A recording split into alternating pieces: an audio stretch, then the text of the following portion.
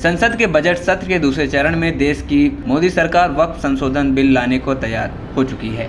यह बिल कल 2 अप्रैल को लोकसभा में पेश किया जाएगा। वहीं आज मंगलवार को संसद की बिजनेस एडवाइजरी कमेटी की बैठक में वक्फ बिल को संसद में पेश करने को लेकर हरी झंडी मिल गई है। वक्फ बिल में पेश होने के चलते सत्ताधारी एनडीए गठबंधन का नेतृत्व कर रही बीजेपी ने अपने सभी सांसदों को 3 लाइन का व्हिप जारी किया है। सांसदों से सदन में पूरे वक्त मौजूद रहने को कहा गया है। इसके अलावा बीजेपी ने अपने सहयोगी दलों से भी उनके सभी सांसदों को संसद में मौजूद रहने के लिए व्हिप जारी करने का अनुरोध किया है। दरअसल केंद्रीय संसदीय कार्य मंत्री किरेन रिजिजू ने कहा कि कल प्रश्नकाल तुरंत बाद लोकसभा वक्फ बिल को विचार एवं पारित किए जाने के लिए संसद में रखा जाएगा। उन्होंने बताया कि इस बिल के लिए 8 घंटे की चर्चा तय की गई है। वहीं दूसरी ओर विपक्ष की मांग है कि इस बिल को लेकर कम से कम 12 घंटे की चर्चा हो, लेकिन इसको लेकर संसदीय कार्य मंत्री का कहना है कि 4 अप्रैल को संसद का सत्र खत्म हो जाएगा और इसके पहले इस बिल को राज्यसभा में भी लेकर जाना है। केंद्रीय संसदीय कार्य मंत्री ने कहा कि वक्फ बिल का मुद्दा लोकसभा के लिए जितना अहम है, उतनी ही अहमियत उसकी राज्यसभा के लिए भी है। उन्होंने कहा कि अगर 2 दिन तक लोकसभा में चर्चा होगी तो राज्यसभा के लिए समय नहीं बचेगा।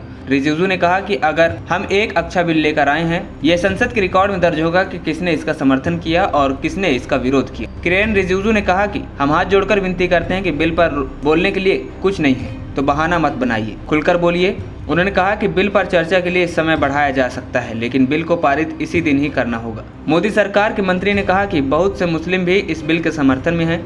जेपीसी में इतनी चर्चा हो चुकी है, अब बस केवल भ्रम फैलाया जा रहा है। आपको बता दें कि वक्फ बिल को पास करने के लिए मोदी सरकार अलर्ट है और बीजेपी ने सांसदों को सख्त निर्देश दिए हैं कि सदन की कार्रवाई के दौरान वह किसी भी मुद्दे पर जरूर से ज्यादा उत्तेजित न हो, जिसका फायदा उठाकर विपक्षी दलों को हंगामा करने का मौका मिले और संसद की कार्यवाही हंगामे की भेंट चढ़ जाए। एएनपी टाइम्स की रिपोर्ट।